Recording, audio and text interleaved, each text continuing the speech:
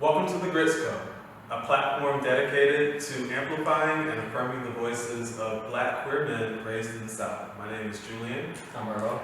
And I'm Tadean, and we're so excited to have you on this journey with us to see where we can go together. Now let's hop into the episode. Let's get to it.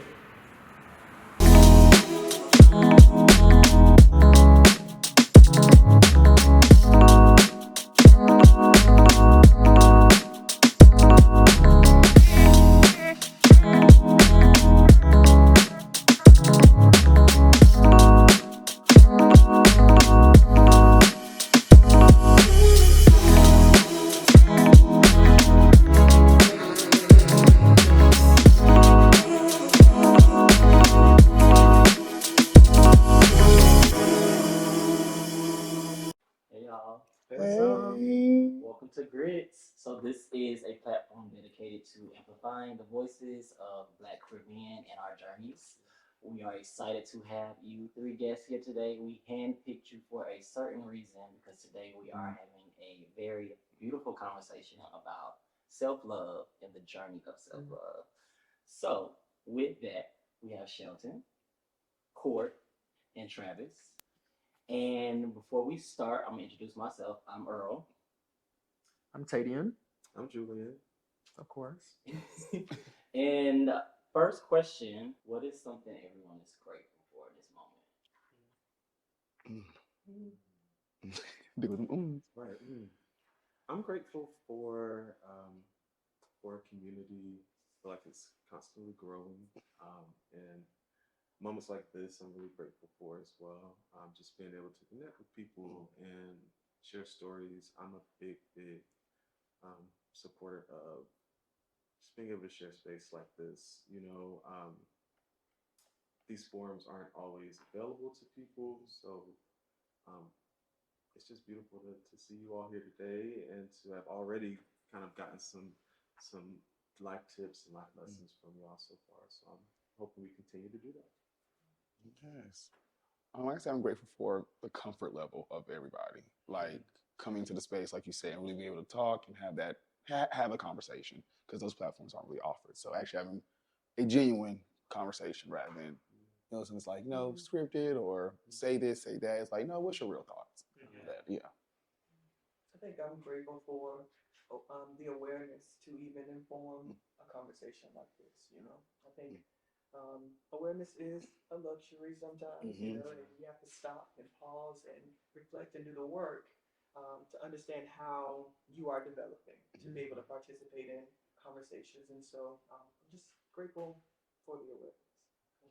I'm grateful for the platform, for being one of the voices that you all intentionally chose out to be able to share my story and listen to the story of others. And I don't know about y'all, but it's really hard to make friends when you get to my age. Like Travis said, like the ice is already broken and the comfort level is there. So I'm grateful for that. Yeah. I need my little tissue already. Yo, But Courtney. I am grateful that each of you, inclusive of myself, are in a space that you're even liberated enough to do this, right? Even if this is hard, you're at a place of your journeying where it's still worth it. And it's affirmed and embraced enough that you said yes to that. And I think that is beautiful. So I'm grateful for you all and where you are in your journeys and where I am in mine as well. I'm gonna echo. I'm grateful for space and opportunity. The space that we're here to have this conversation with people from different backgrounds, um, and I'm just grateful that this will be a space that I know that goes past just surface level. I think a lot of times, which is the reason we created this, is we would see conversations that always stayed at stop A, but we never got to B, C, and D. Yeah. So I'm excited for this space to be that. Cool. Yes. Well, awesome. I actually have a question for you guys. How do you all define self-love? I would say it starts with courage. Um, Having the courage, the confidence to be able to um, divorce any story or any narrative that has been said about you or talk to you that misaligns with who you are and what you believe in and what aligns with the heartbeat that is you. I think that would be my definition of self love. That's good. That's a very good one. That alignment with who you are piece really speaks to how I define it. Um, like self love, I think of self awareness, being in tune with who I am, the good, the bad, the ugly, and everything in between, and giving grace for what that looks like, but also challenging what that could become. So self awareness, self worth is another big piece of um, self love for me, and constantly validating who I am, who I've been, and who I hope to become, and constantly providing grace for what that journey looks like. I think for me, when we think about love, it's always associated with positive things or when things are going well, right? But I think that self love is having an unconditional positive regard towards self, no matter what's happening around you, good, bad, indifferent, right? And especially in those moments or those times or seasons where you don't like yourself, right? I think that's how you really test self love.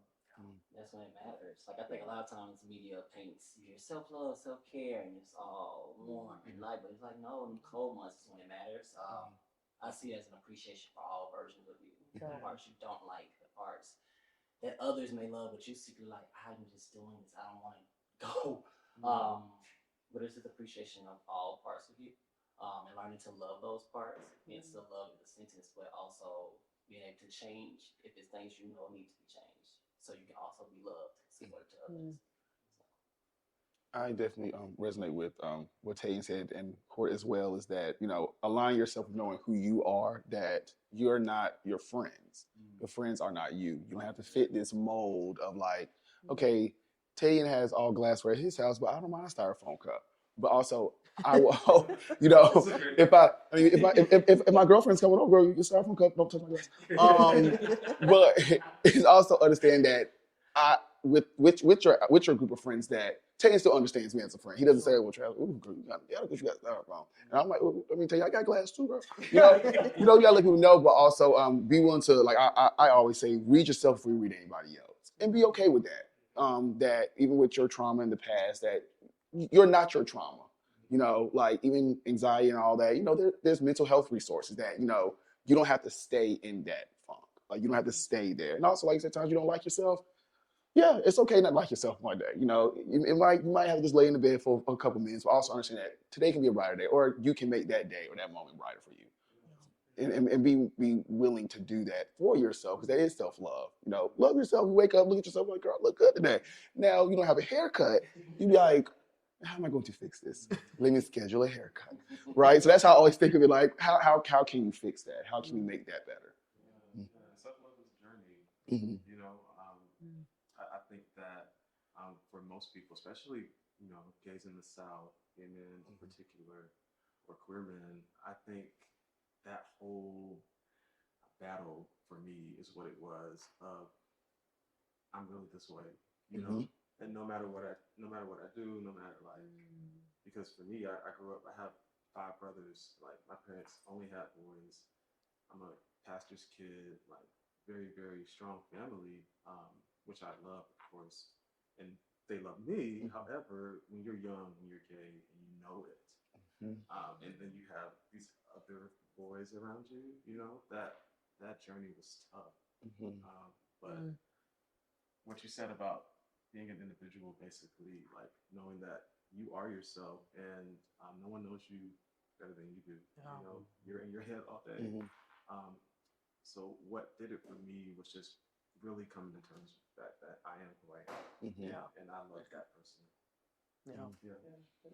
And so good. Yeah, that's really good. Yes.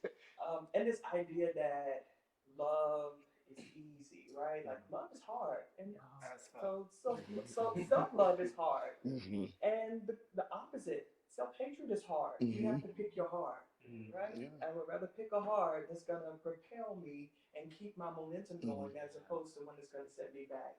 And go back into closets or back into dark spaces or back into spaces that really don't affirm. And so, yeah, both are hard, and you gotta pick your heart. And practice intention in that heart. The intention piece, I think, is the big part of even depression. I always tell clients, just when you're pulling out of depression, the hardest part is you have to tell yourself the opposite of what your mind is telling you. Because in that moment, your mind might seem like an enemy, but you have to be able to speak into that and choose the opposite and practice that intention and choose the opposite. Because when you listen to it, that's how you just that anchor continues to pull you down. So. I think it's beautiful. Sorry, go ahead, Court. I can wipe my eye while you talk. Do you need a canvas triangle? I need a canvas triangle. I think speaking to it being so difficult, I think the most difficult question I had to ask myself on this journey to self-love is, if God stripped away everything that I loved about myself, would I still love myself? And that question was no for so long. No for so long, but when I reached that moment where it's like my expectations and my limitations and my even my imagination has hurt me more than any human, any external factor has ever hurt me, that's when that true self-love journey like really began to manifest, you know. And the answer to that question became yes. And it's not a consistent yes some days it's like I gotta look in a different mirror because this mirror isn't giving me what I needed to give right now. But it's like you ain't Okay. A new cut. A new color. Definitely a new color. Yeah. But I think what you're saying really hits on, and I have a question I want to get to here, but I think what's more important than every day being a hell yes is that you have along this journey more hell yeses than hell no's, right? As you relate to viewing yourself. And I think that is the growth of what journeying and self love looks like. That is not me getting it right every time or always feeling like I enjoy who I am or how I show up, but I'm seeing a constant thread of that pulse growing and growing along the way is sign of growth. And I think that's what's beautiful about journeying. So I kind of want to get right to that point that Julian opened up here. When you think about your journey towards self love, what has that looked like for you? Are there any like aha moments or things that catapulted what that is for you? I think for me, looking in the mirror at a young age and just saying to myself, I'm gay. What age are we talking? Oh, I know it had to be in high school. Okay. Like I had to really look at myself and be like, I'm gay, and that's okay. Like I have to get down, I have to break down this wall to really propel myself. Because I would go denying it, try to do anything to show that I was like, no, I know I am, and I'm okay with it. I have to be okay with this. Not like in a bad way, like, oh, I didn't got, put on like a scarlet letter, but it's just like, I'm okay with that. Like, and I guess understanding my journey was always looking into that mirror. Like, me, I'm slightly impatient of work ethics. But I had to look at myself and remember, like, you are impatient as hell. But you have to learn patience. You have to give yourself that grace. You be like, Travis, everybody's not you. You have to be okay. So that was my journey. It's just looking into the mirror multiple times, like, I understand I have anxiety. Yes, you need to go see a therapist. Like, and being okay with that night. Don't always have to deny it, because it took me a long time to do that stuff. I think until I maybe reached about maybe 22, 23, I finally was like, this is the stuff. Because I always wanted to be perfect. Like, I was like, my parents always said, you don't have to be. I'm like, no, I have to be this star. I have to be. Like, and I don't have to be. But it's never, my mom was like, well, who are you trying to prove this to? I was like, I don't know. I don't know who I'm proving this to. Like, I don't know who I'm proving this. Like, I like, is it, she's like, is it a you thing? I'm like, it's a me thing. But she's like, well, who is it for? Like who? So, it's so funny you said it. I'm getting ahead. The liberation piece, I think for me in college is when I had my liberation of like, who are you living for? Because I love that you talked about, for me, I had like a self-imposed thing. So I'm a namesake, I'm a junior.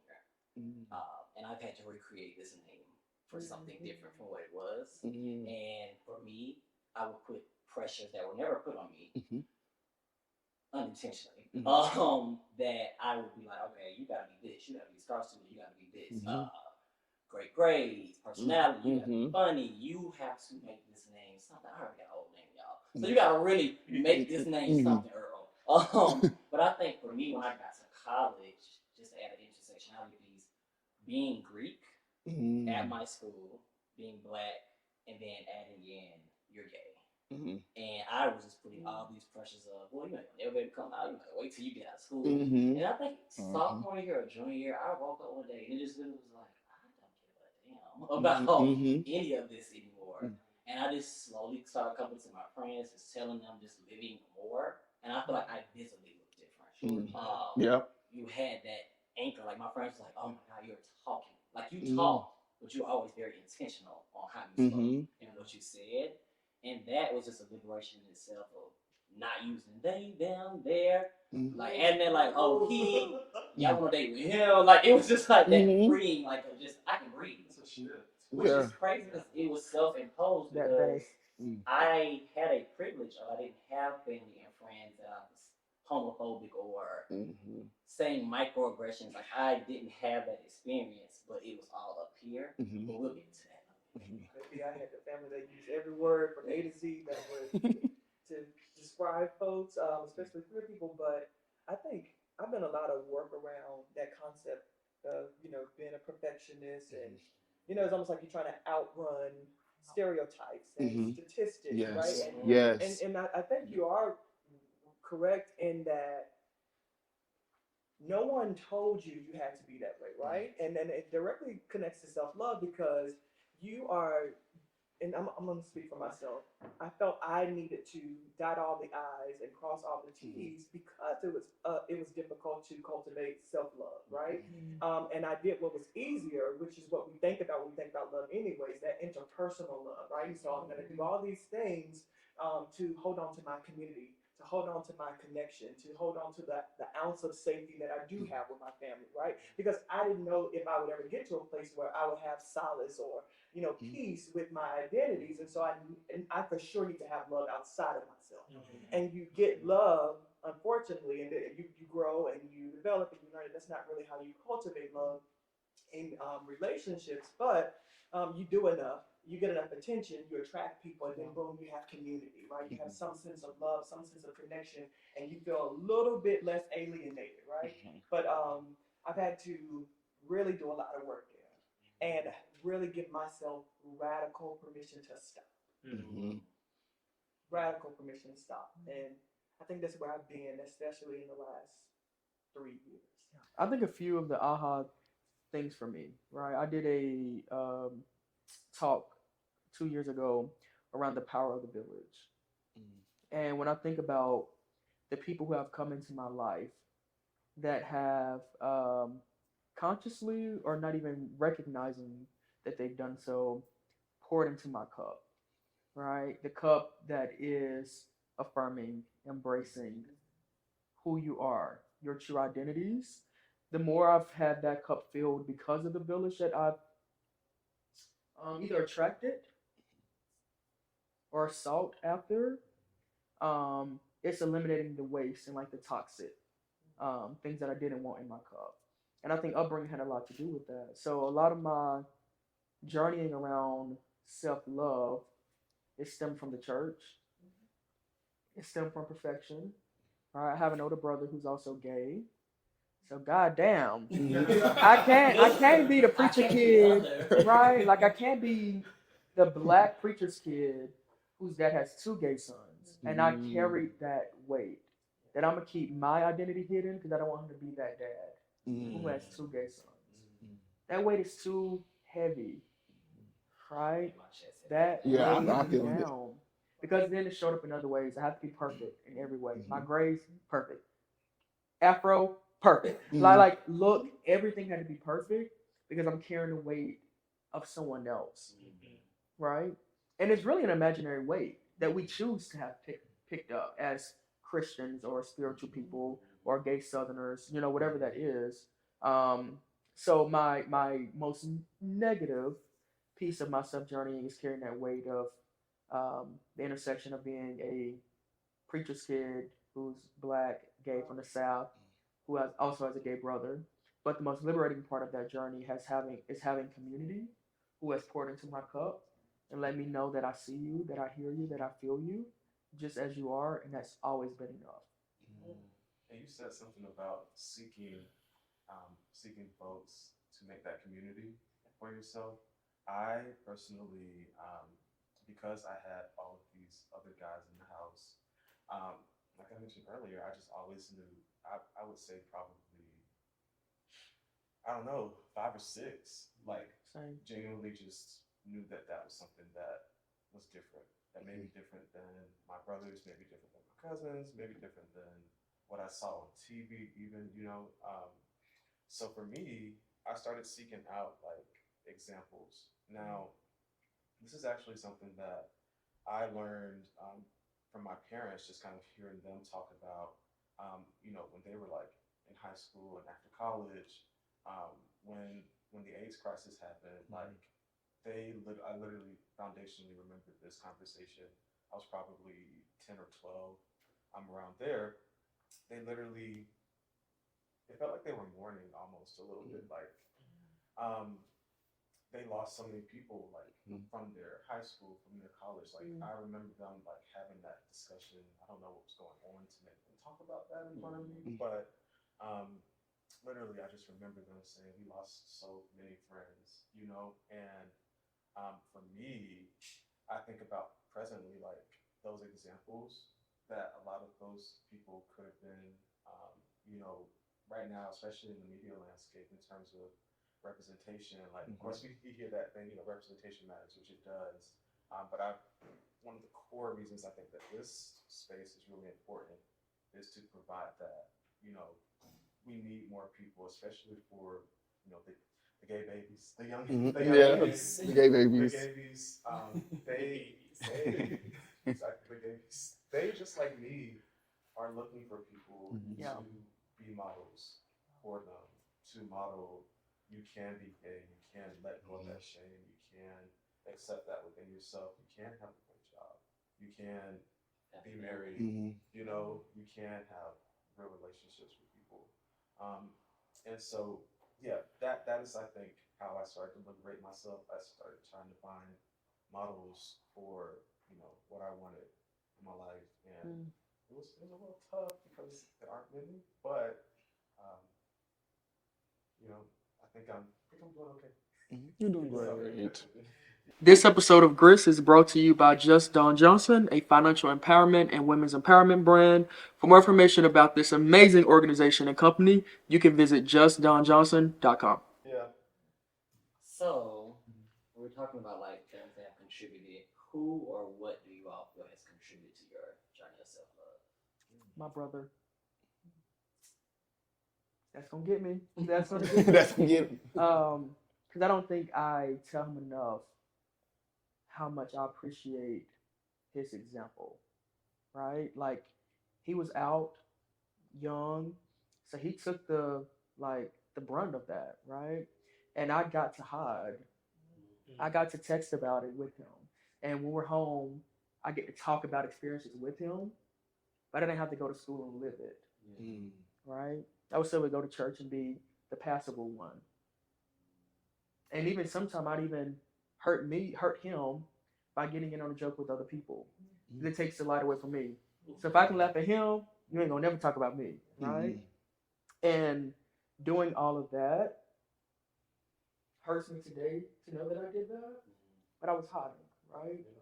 But his example, him being the leader, him being brave and what that could look like, I have to recognize him, give him his flowers. So I don't know where I would be if he didn't tell me I'm okay as I am. So, you know. Go to the shield. Ooh, yeah. I would have to say, okay, I would have to say my parents and my fraternity, Mm. which always comes as a surprise to me. Like my parents always gave me the space to like be comfortable, be you, like blah, blah, blah. But being this only child, I was like, no, I want to be this. I want y'all to be the parents. Like I remember one time I apologized to my dad randomly. I was like, I'm sorry for not being the kid that plays sports. Like, I'm sorry you weren't able to go to work. And he was like, I want you to be who you are comfortable with being. Wow. Like, and I was like, wow. Like, and my mom was like, yeah.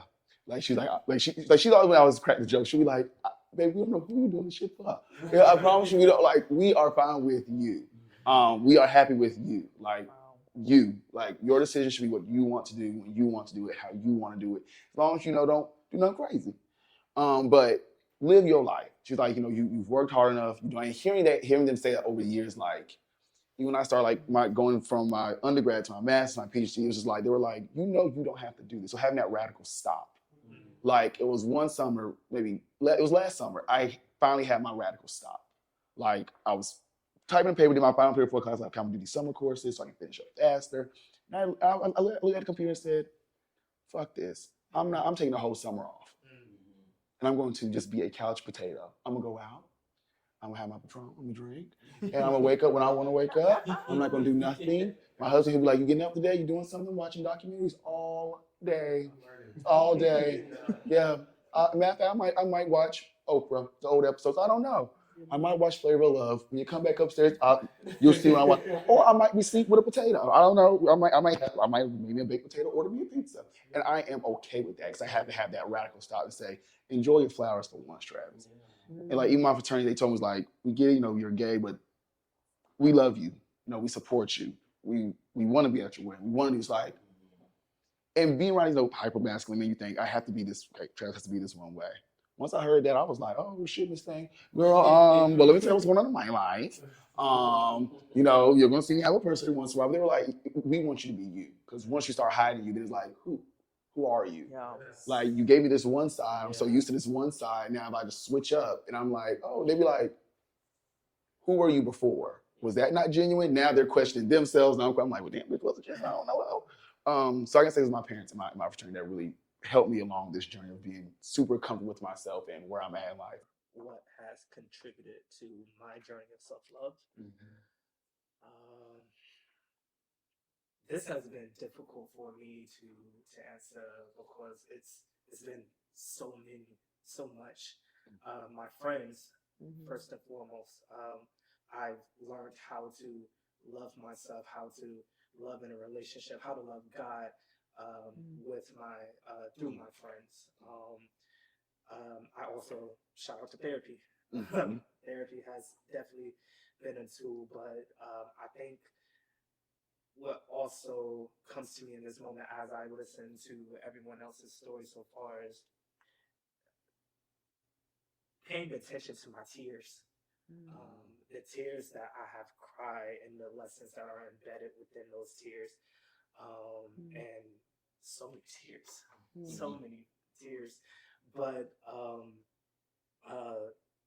learning that I am enough. I am enough. I am enough through these tears. My tears has a story behind it. My tears are the voice that I was not strong enough to scream just yet. Um, um, Learning to love myself through um, being bisexual and not being gay enough to be in the gay community, but not straight enough to kick it with the homies just yet, or the straight homies, if you will. Learning to love myself through uh, early parenting, having to learn what it's like to raise a black boy, being a black boy, and then learning to love myself as well through what I call my backpack, but it's also my diagnosis. I am positive and undetected, and being able to say that and look people in the eye when I say that as well, and be prepared for their reaction, whatever that may come, but having enough love within me to shield whatever that reaction may be, because if it's not from a place of love, then you can't penetrate me. So that has been my journey, my community, and the people and the things that has contributed to that. Yes, I live for that. Yeah. This episode is brought to you in contribution from our sponsors, one being Tanetta Moore of Rock Hill Selfie Studio. Yeah, I think so. For me, in terms of what's impacted me and um, my journey of self love, um, the things that contribute to it, I think, start off with my family. I think that um, just kind of my experience being a gay male just always ties back, and kind of my actions, I would say, tie back to foundation that they set for me.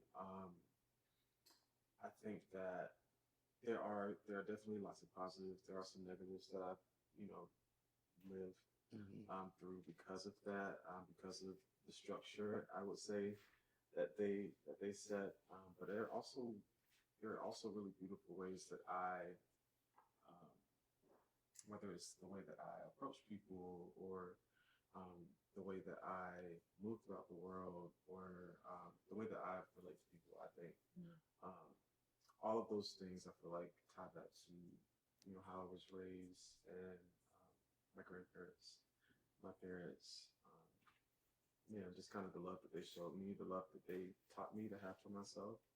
Um, Even though in my head I was like, they might kick me out if they know the truth or whatever have you, or they said they love me a lot, but it's just like How you much? wouldn't if you really knew. Yeah. Like those are the kind of things that I really dealt with. Um, Even though in so many ways they they they had a safe environment, but it's just like the stuff in your head literally is what does it for you. So I'll say that they have positively impacted me. Mm. Yeah. I think for me, it's layered. Um, so many different um, who's and what's came to mind. I love the pairing of the two because sometimes focusing on who too much robs you of the context and the depth that actually comes with experiences, which actually stick with you a lot closer than the who's, right? Because let's be honest, people come, people go. But I think my grandmother comes to mind. Um, my grandmother, I feel like in many ways was like a black sheep. Um, I don't think she adhered to the rigidity that comes with identifying as Christian, like the rest of the family. Her trajectory was different than some of her siblings. She faced a lot of adversity, and yet I saw my grandmother being this very short, musky, dark-skinned woman at times possessed a world of confidence, right? And positive regard for herself. But I'm kind of like there is that noise that silence you, and I remember saying like, okay, well, I do have these feelings. I'll continue to suppress them. So I don't want to make my grandmother or my mom. I don't want to disappoint anybody, right? And I remember having this thought that just came out of nowhere. I was like, okay, well, I don't know how much longer I can suppress because it feels like there's a war inside of me, right? And I remember thinking like, okay, well, which is crazy because my grandmother was just so young. She passed away when she was 68, but I was like, oh, I'll come out after she passed away, right? Which is bananas to me thinking that. But as soon as I said that, the following week I went to visit her, and this was maybe like early undergrad, and I started to kind of change and evolve, like regarding fashion, and like so wearing more like skinny jeans, or she was like, Debbie got clocked. Right. Oh, so this is the road we're going down. She played the same though. She was like, I bet those girls be looking at those legs. I was like, I'm kind of bashful, and I'm very shy. You get to know me, I'm very shy. She was like, them boys too, if they get any tighter. And I was like, and I deeply believe that in that moment, that was her way. I don't think she knew how to. And my grandma was very comedic, and I think that was her way of saying like, I see you. I know we don't talk about this a lot. I know that we don't hold a lot of space for that particular identity, but I see like somebody knows. Yeah. You know, And that freed me to, I don't know, to go a little bit further. Like I didn't catapult into like this, deeper depth of self-love, but it laid the foundation. Like, okay, like you are not different because you open your mouth and say that you're queer, right? Like nothing, you're still the same person. You're still the person that people value. You're still the person that people love. And regardless of whether people say it or not, people see you and people know. People are scared, but you don't have to internalize that fear, right? Wow. And I remember, so I said so many things. It's like I've actually like rejection comes to mind. Like I know a lot of people, a lot of us have talked about how we've had these positive pictures in our lives that have kind of pushed us towards self-love. But I think about the adversity, like rejection with my father not being around and my mom having to overcompensate, right? And I think her way of overcompensating, because harm is harm, even though she did the best, right? She did a lot of gender policing, right? And so boys don't do this, boys don't do that. And so like even before knowing like, like I'm different, I don't really know what this is, but every time I do something, I'm being taught that it's wrong, right? And just seeing how I guess underdeveloped I was, and how people didn't really pour into me and invest in something that scared them, right? And I remember thinking like, I don't have to fear what is inside of me. I can embrace it. And it's when I embrace it that really opens the gate to the next dimension of self-love. And so I freed myself. I freed myself. Beautiful. And speaking of that, I do also want to move the question forward because, as people who have multiple identities that come into play, I think this question will help us speak to that. So how has the intersectionality of your Blackness, your queerness, and being raised in the South influenced you? And part two, how has that changed over time as you've developed self-love? So talk about intersectionality and then the development of your self-love journey. I'm from a very small hometown where I didn't see a lot of queer representation, and if I did, it was like at school or like people that were like very distant from me. And we did have a couple of cousins, and lots of negative things were said about them, right? It was always this rejection at every turn, right? And so I'm like, okay, for me to be Black, I can't be queer, right?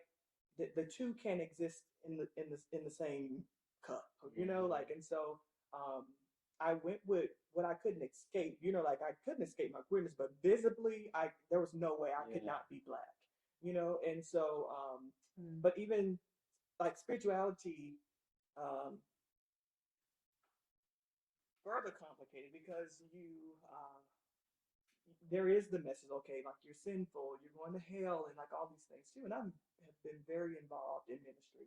I've led in ministry. I've been ordained, led praise and worship, helped launch a church. Like I've been very involved up until maybe like the start of the pandemic, where I decided to step away, and really get to know God for myself.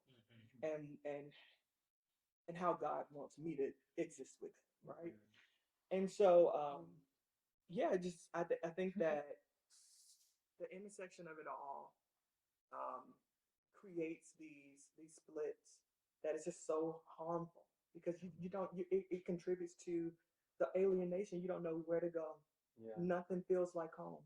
Even in your Blackness, your queerness is rejected, and your queerness, your Blackness is rejected. Like But they're supposed to be integrated. exactly. And then there's no book on how to do that. Right. So it's lots of trial and error, lots of being anti-Black, lots of being homophobic, lots of religious oppression, right? Like I cringe at the times where I embodied those like homophobic beliefs and inflicted harm. Even if that harm was silenced, it was felt, and I perpetuated things within systems that made people feel like they weren't welcome, right? Or even like trying to pray it away yourself. Oh, absolutely. And Whole nother episode. Okay. this is something me and Earl had That's Yeah. another episode. Yeah. With the- I'll make mine quick because I think if I could just retweet what you said, Shelton, I think you took my words out of my mouth. But very quick here, I think it's very interesting how even though the question is very pointed towards Black, queer, and Southern, we can't get away without adding spirituality to that conversation. Like we go straight to that. And I love how you said nothing feels like home because I think that sums up what that intersectionality has felt like for me. It has felt like I was suffocating.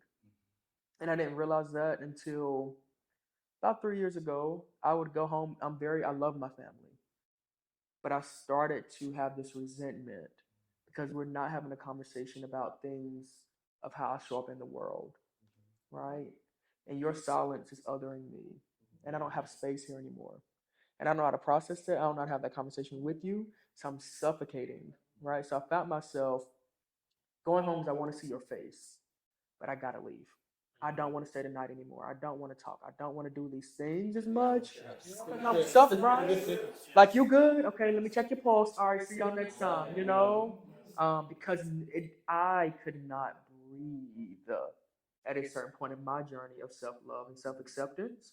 So when I think of South, I think of that. But also, lastly, here for me, I think of a lack of representation when I think of how those three have showed up here for me because I couldn't find examples of what I hope to become. Like, whether that was successful, and again, I put air quotes there because that is, again, we get it here. But like, who's the gay Black Southern man who's Christian, who enjoys his work, who is passionate about what he does, is loving, is caring, gives back to community. All these things I couldn't find that, but it challenged me. But it challenged me to think, well, how do you become that, and who's looking at you to be that same light as well for them? So yeah, in short, that's just kind of my experience with the intersectionality of that, and how am I creating space to expand what that looks like for people after me and or beside me, as well. I literally don't have. I know, like that was it. Like what y'all just said was so beautiful, and as I think in images and pictures, and as I hear you all speak, I literally saw myself modifying all these beautifully complicated parts of myself so that I'm more palatable for you, you know, and watching you consume me is almost like I'm literally screaming on the inside, but it's that silence that, and so I think one of your retweetable moments was self love and self acceptance, Yeah. and I had to get to this point to where I am able to accept all of the different parts of me. Like it's layered. It's multifaceted. Mine came into play like I will always feel as I have to like wake up like what filters am I putting on today? Like because I had my military side, my Greek side. Like being on campus, I was a mister. I was like, okay, so we leave the dorm room. Are we queer today?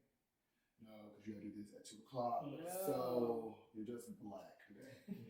You're just a black man today. Okay, cool. It's like I would have to go into like these rooms. I was like switch one on. So like because also I would switch it on. You know who's in the room, who's not in the room.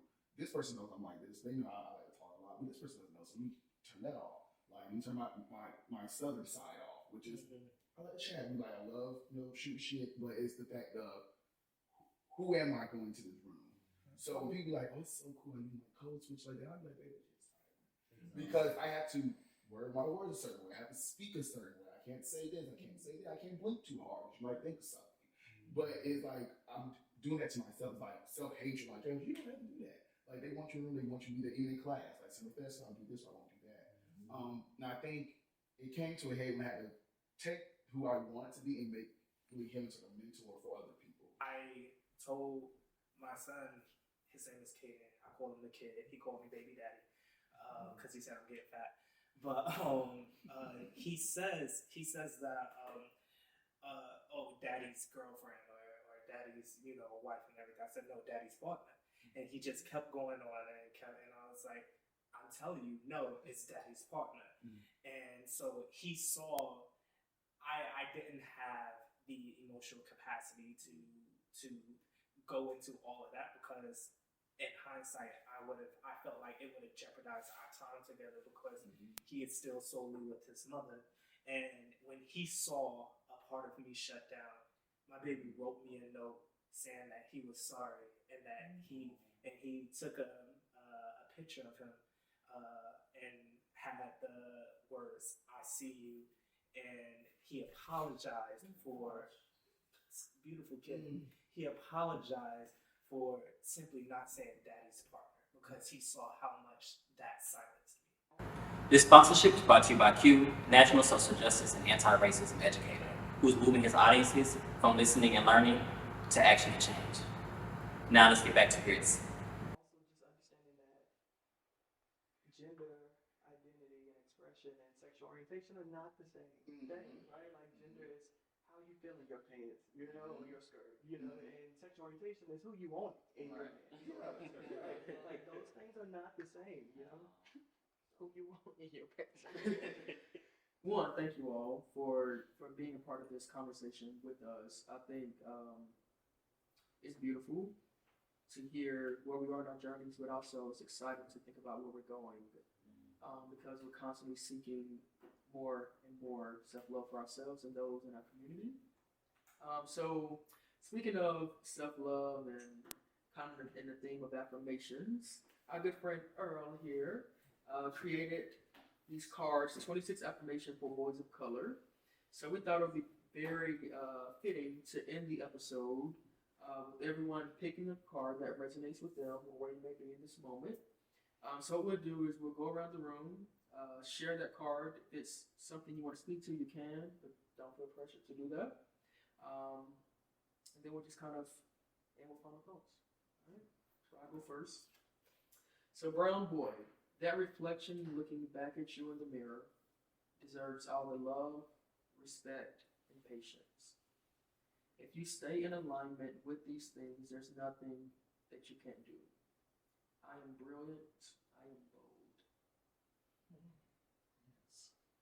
Deep brown and breath. Okay. Brown. That's where I'm at. I'll go ahead and read my card. So mine is, you cannot rush your personal growth. Although you should always challenge yourself, your growth will take time. Reject the rush and endure your own path. Self-affirmation is, I will be patient in my personal growth. I could go. They get you on ease. Who trying to meet the I was told long ago, what you feed grows. Don't feed the negative voices that say you're not enough. Feed the wildest dreams of your mind to reality. You got this. I can and will make my wildest dreams a reality. And that's definitely. I guess do this. You might miss a card. I got you a deck and card. Oh, it's okay.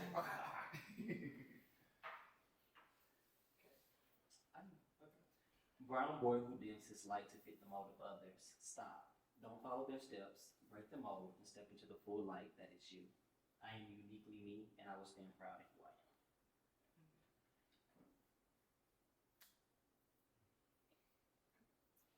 You will encounter naysayers who have allowed fear to stop them from acting on their dreams. Do not allow their words to stop you from dreaming or making those dreams into a reality. Look to your neighbor and say, keep going. Keep going.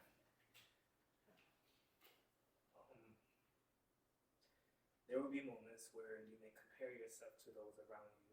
Remember, you are a miracle. Your path is yours. Don't compare your journey. It will never be the same. Self-affirmation, I am phenomenal. I will not compare myself.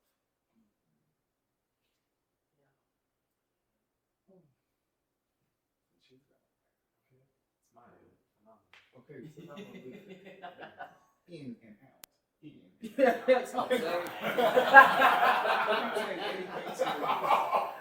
Anything serious.